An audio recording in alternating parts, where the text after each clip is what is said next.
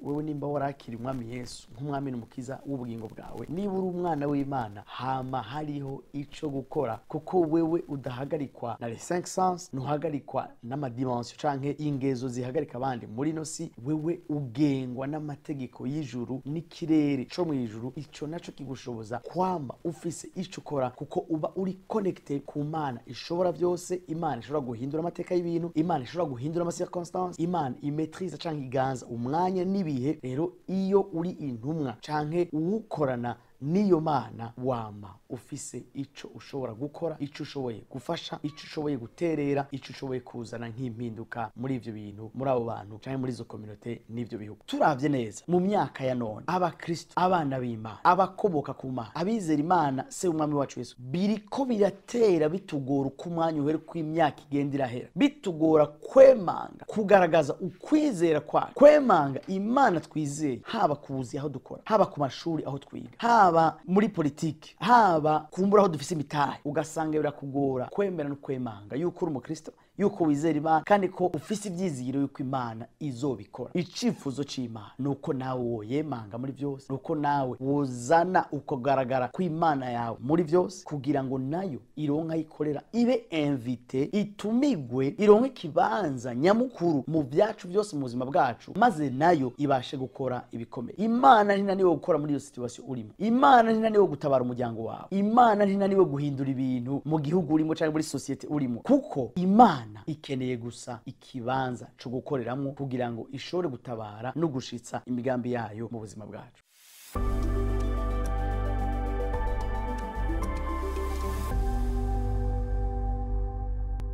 Shalom shalom bakunzi b'Ubugingo Busagutse TV, turabaha ikaze ku ishene yacu, turabaha ikaze muri kino kiganiro. Muri kumwe na Pasteur Jean-Claude Midogoro. Nk'uko bisanzwe turi mu kiganiro Be Lifted Up, cyo kuduhagurutsa, cyo kutugeza ku rundi rugezo, cyo kutugeza ahandi hantu Imana dushaka kugira ngo tuyikorere, twongere tuyiheshe icubahiro. Rero ntimwibagire kugira subscribe canke s'abonner, hama no gufyonda kora ugakengera kugira ngo mwamane natwe muri ibi biganiro byacu byose bitandukanye, ku masuje atandukanye, kugira ngo ubwoko bw'Imana canke umubiri wa Kristo mube equipe, mwambike inkomezi, ubumenyi hamwe n'ubuhanga kugira ngo mushobore gukorera Imana yanyu munezerewe kandi mufise ico vy'ukuri mwishimira. Reka rero tubanze duhe icubahiro Imana, tubanze dushime Imana yacu dushoboje kuba hano uno munsi kugira ngo dushobore kubandanya. Reka dushime Imana. Data mwiza mu izina rya Yesu Kristo, turaguha icubahiro kandi turagushimiye wadushoboje ubugira kandi kubana n'abo bavukanyi, abakunzi bacu bo kuri ino chaîne. Urakoze mwami kugira neza umwe wese kuri twebwe, urakoze kutwigisha, urakoze kutwirura, urakoze kudukomeza kandi kudushikana ku zindi ngezo z'amahishurirwa yawe, z'inyigisho zawe n'inkomezi. Urakoze mwami, nuhabwa icubahiro cyose kubiza gukoreka, ubane natwe mwami mwiza, presence yawe ibe igiremereye mwami mwiza muri kino kiganiro kandi no kumwe n'uwo muntu ariko aradukurikirana. Nuhabwa icubahiro cyose mu izina rya Yesu Kristo, amen. Shalom shalom. Rero ugira kandi turagarutse muri kino kiganiro cacu kugira ngo uno munsi tuganire ku kintu novuga yuko twese dusa n'abamenyereye kucumva, ariko nashaka ko uno munsi tukigarukana mu buryo bwo kukigira pratique canke mu mibereho yacu ya misi yose, kugira ngo kidufashe congere kidushikane ku ntego canke ku ntumbero Imana yacu iduha gushikako. Uno munsi nshaka tuganire ijambo rivuga ngo nuhaguruke kuko ufise ico gukora, canke lève-toi et agis, fais quelque chose, gira ico ukoze. Kuko turamaze kubona yuko akenshi iyo ibintu byabaye bibi canke byisubiriza kuba bibi canke byitwa ko ari bisanzwe ukungene biri biragenda, akenshi twama tubona umengo nta kintu cyo gukora, none twokora iki, none twogira iki, reka tubireke bibandanye uko nyene, niko byategerezwa kugenda, niko bategerezwa kubaho abo bantu kumbure turiko turabona, niko bene ivyo bihugu bimeze kumbure, ibihugu bikenye niko tumeze, abanyafrika niko tumeze, abarundi niko tumeze. Ndiko ndabivuga gutya kubera ndi mu gihugu cy'u Burundi, ariko urashobora kuba nawe ufise imvugo, niba udukurikirana mu kindi gihugu, uri mu kindi gihugu, iyindi mvugo mushobora kuvuga muti banaka, umuryango kanaka canke igihugu kanaka, akarere kanaka tumeze uku canke bameze uku. Ugasanga umengo turi nkoresheje ijambo mu gifaransa passif, turabireka bikabandanya, turabireka bikaba, kuko umengo nta kintu dufise cyo kuhakora canke cyo guhindura muri ico gihe. ariko nagira ndakubwire wewe nimba warakira umwami Yesu nk'umwami n'umukiza w'ubugingo bwawe, niba uri umwana w'Imana, hama hariho ico gukora, kuko wewe udahagarikwa na les cinq sens, ntuhagarikwa n'amadimension canke ingezo zihagarika abandi muri no si. Wewe ugengwa n'amategeko y'ijuru n'ikirere co mw'ijuru, ico naco kigushoboza kwama ufise ico ukora, kuko uba uri connecte ku Mana ishobora byose. Imana ishobora guhindura amateka y'ibintu, Imana ishobora guhindura ama circonstances, Imana imetrize canke iganza umwanya n'ibihe. Rero iyo uri intumwa canke uwukorana n'iyo Mana, wama ufise ico ushobora gukora, ico ushoboye gufasha, ico ushoboye guterera, ico ushoboye kuzana nk'impinduka muri ivyo bintu, muri abo bantu canke muri izo communauté n'ivyo bihugu. Nico tugiye kurabira hamwe, kuko birahambaye cane yuko umwana w'Imana ajua son rôle canke agira ico akoze yagenewe gukora ngaha muri ino si. Kuko twama twabivuze, reka ndabisubiremo, iyaba dukizwa kugira ngo tuje mu ijuru gusa, Imana umunsi dukizwa yoba yaradutwaye mu ijuru. Umunsi dukizwa ntitwari gusubira kuboneka ngaha mu isi. Umunsi dukizwa yari guca idutwara mu ijuru tukava hano muri ino si. Ariko impamvu yatugumije ngaha muri ino si ni ijambo birivuga nyene ngo kubw'ibikorwa vyiza mu Banyefeso, kubw'ibikorwa vyiza yaduteguriye kera kuva isi itararemwa ngo tugire iki, tubigenderemo. Rero uno munsi ijambo rya mbere no kubwira mukundwa, nuko uri ngaha mu isi kugira ngo ushitse ibikorwa vyiza Imana yaguteguriye kera isi itararemwa ngo ubigenderemo. Reka ndabasubiremo iki kintu tumaze kuganira ko umunsi umwe mu kiganiro ngaha kuri no chaîne yacu. Umuntu ni kirema c'impwemu kidatangura kubaho umunsi kivukiye ngaha muri no siboneka canke ifatika, ariko ni kirema c'impwemu Imana yaremye kera muri eternité canke mu bihe bidaharurika, mu bihe bidahera. Hama ico kiremwa ikirungika ngaha mw'isi kwexecute, gushitsa umugambi wayo ngaha mw'isi. Hama ico kiremwa nicaheza uwo mugambi kizosubira muri eternité canke kizosubira kujabuka cinjira mu bihe bidashira. Nico gituma umuntu yapfuye mu buryo bw'umubiri, umubiri nivyo usigara hano, ariko umushaha, impwemu yiwe, we w'ukuri n'umushaha wiwe barabandanya muri eternité kandi bakabaho ibihe bitazoshira. Ikibazo twababajije kandi n'ubu nongera kugushira ku mutima ni mbega ko yakurungitse gukora mission canke umugambi wayo iyo Mana yacu ngaha muri nosi, ni wahava uzohava gute? Ni wahava uzohava ujahe? Kuko ndabibutsa yuko hari amadirection abiri mu ijuru canke mu muriro, bivanye nuko wahisemo kwakira umwami Yesu ukamugira umwami n'umukiza w'ubugingo bwawe. Ico nitugiteba ko turamaze kukibaganiriza ko, kandi ndibaza yuko kandi nizera n'umutima wanje wose yuko wahisemo neza ugahitamo kwakira umwami Yesu nk'umwami n'umukiza w'ubugingo bwawe, kugira ngo uzubandanirize kubana n'umwami wawe Yesu Kristo mu ijuru ahari akaruhuko kacu. Reka rero twugurure nogira nti inyigisho nyezina y'uno munsi itubwira ngo nuhaguruke ugire ico ukoze.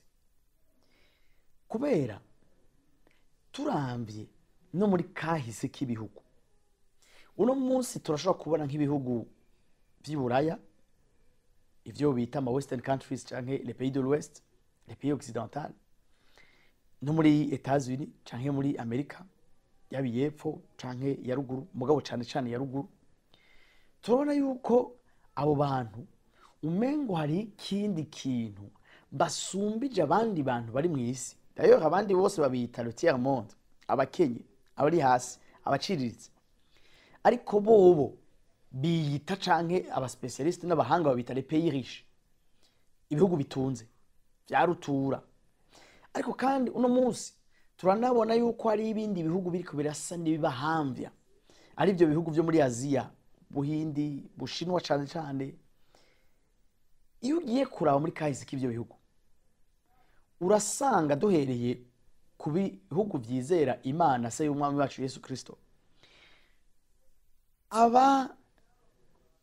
ancêtre babo, igisekuruza cabo bari abantu bizera Imana muvyumve neza kandi bashizeho nko muri Etazi niho biraboneka kandi biragaragara cyane kuko ni naco gihugu ca mbere ku isi catanguye gushiraho Imana mwibwirizwa shingiro yabo kakantu muhora mubona ku madolari ngo in God we trust kandi akava muri constitution yabo kandi constitution yabo canke ibwirizwa shingiro ryabo ririmo yuko bubakiye ku Mana. Ibyo bihugu bifise igisekuruza cubakiye ku Mana bakemanga Imana yabo, ivyo bihugu no munsi nivyo tubona biprospera kandi bitera imbere cyane. Kubera iki?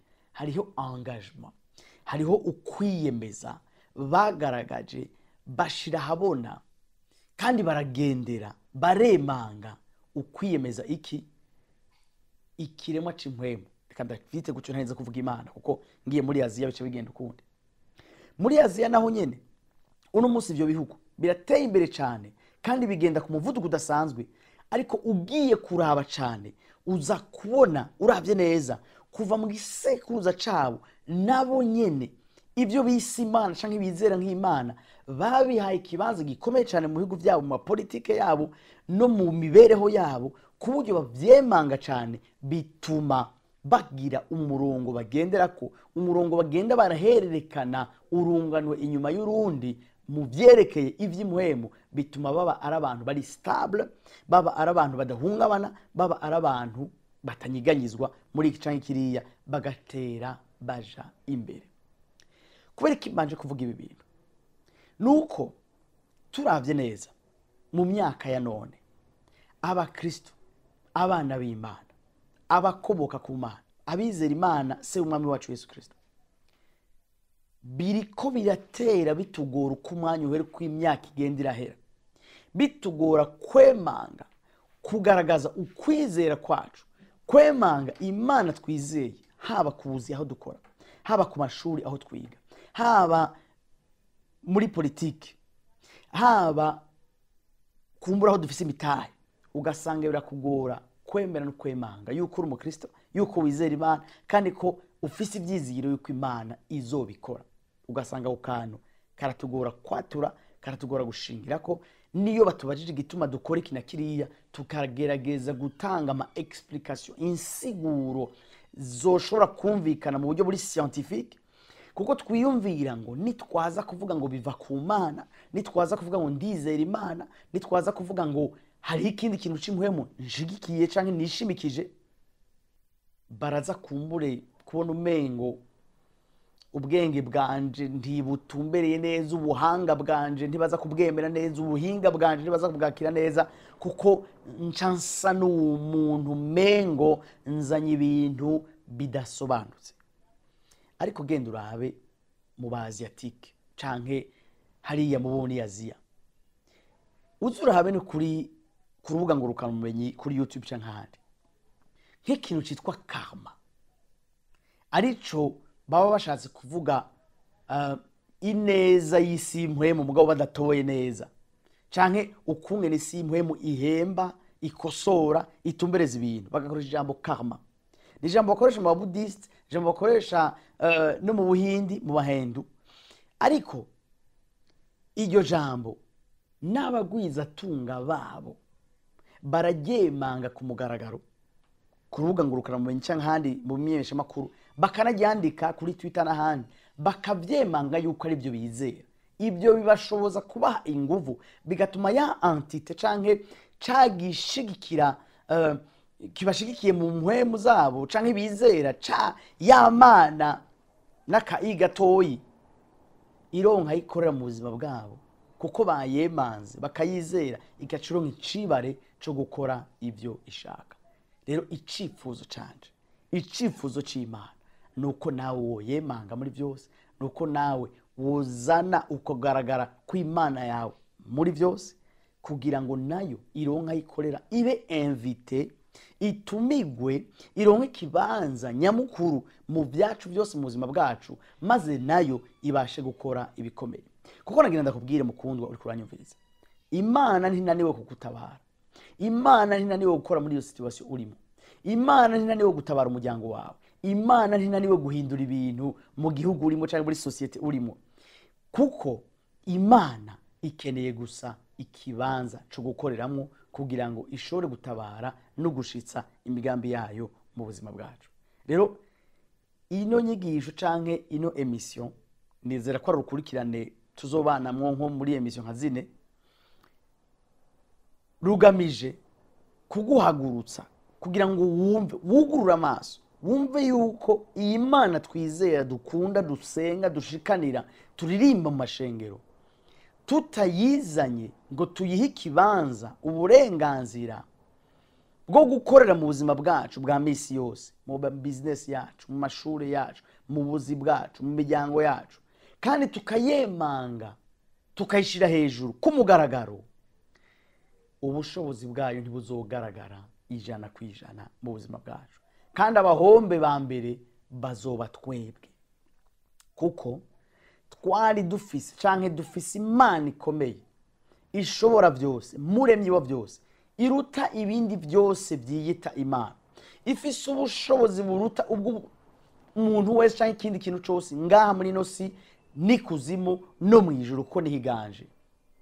Ariko usange tubaye abahombe kuko iyo Mana tutaretse ngwize gukora, tutayihaye ikibanza ngo ibe manifest, ubushobozi bwayo bwimanifeste, bwigaragaze, usange twebwe tuje gutira, reka nkoresha iryo jambo, gutira ubwenge, gutira ubushobozi, gutira amayeri, gutira uburyo bwo gukora ibintu, gutira imvugo, gutira ibyimviro, gutira ama creativity, gutira kuvumbura ibintu, tubitira mu isi cyangwa tubitira mu bandi bizera ibindi byitwa Imana, ariko atari Imana y'ukuri canke Imana muremyi wa byose, se umwami wacu Yesu Kristo. Kazoba arakaga kuri twebwe mu gihe twotaha mu ijuru tutigeze tumutumira ngo akorere mu buzima bwacu, tugaca tuhusha intumbero yo gushitsa ivy'agahebuza yari yaraduteguriye gushitsa mu buzima bwacu, tugataha imbokoboko atagitsibo na kimwe dutahanye, kubera gusa tutamupermese, tutamwemereye kwinjira no gukorera mu buzima bwacu bwa misi yose. Nico numva twoshingira ko muri no nyigisho, kugira ngo dukeburane, twibutsanye, dukosorane, amaso yacu yuguruke, tubone yuko Imana ikeneye kandi itegerezwa kugaragara mu buzima bwacu bwa misi yose. Hari ibyo dusabwa gukora mu buzima bwacu. Ibyo dusabwa gukora ahanini hariho no bica mu mice ibiri. Hari ibyo dusabwa gukora mu bikorwa bisanzwe, kumbure dukoresha inkomezi zacu, ubwenge bwacu, uburyo bwacu, umwanya wacu, ubuhinga canke ingabire Imana yaduhaye mu buryo bufadika. Ibyo turahamagarirwa kubikora. Nimba dufise akazi duhamagarirwa gukora cyane kandi n'umwete kandi mu bwizigirwa kugira ngo duheje icubahiro Imana yacu. Ariko hari n'ibindi bikorwa dusabwa gukora.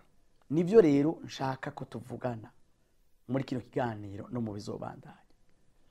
Ico gikorwa dukora mu isi y'umuhemu kuvyerekeye impinduka y'ibihugu byacu, impinduka y'imiryango yacu, impinduka y'amagara yacu, impinduka kumbure y'ubuzima bwacu mu bifadika mu vyerekeye ubutunzi cyangwa amafaranga. Ico gikorwa ni gikorwa cyo gusenga. Kuko twibukanye ugusenga niki? Ugusenga nuguha uburenganzira Imana yaremye isi n'ijuru, wewe nk'uwo yajeje isi, nukuha uburenganzira uwakujeje isi, uwakwizeye ngo uganze isi, kugira ngo aze akore ngaha muri ino si avuye mu ijuru iyo we yihaye kuganza. Imana ibyo turabibona muri Zaburi y'ijana na 15 ku murongo 15 nyene. Ijambo ry'Imana ritubwira ngo amajuru nayuhoraho ngo ari kisi yayihaye abana b'abantu.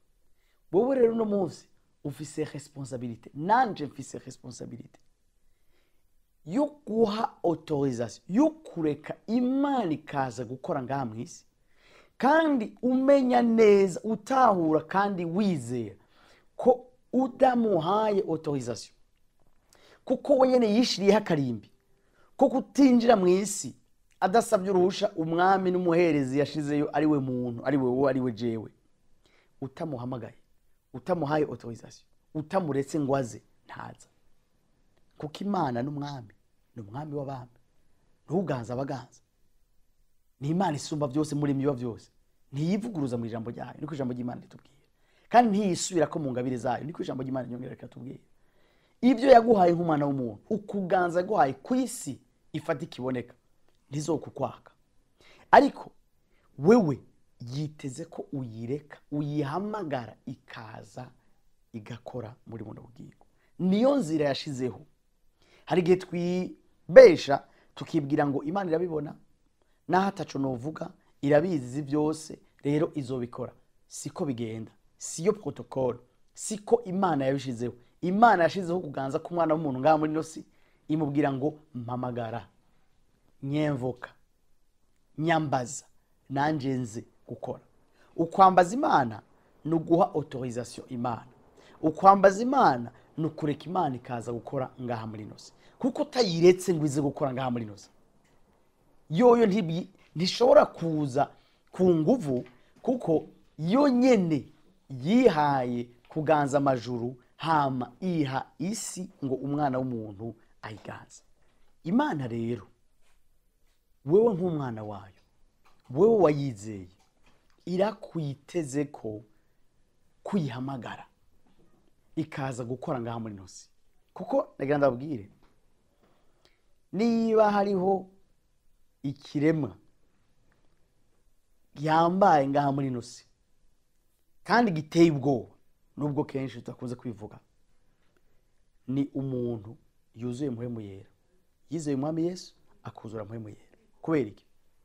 Ico kiremwa, uwo muntu afise capacité, afise ubushobozi, afise le droit, afise uburenganzira bwo guhamagara Imana isumba byose, kandi Imana ikitaba mu bushobozi n'ubukuru bwayo ikaza gukora ngaha muri nosi.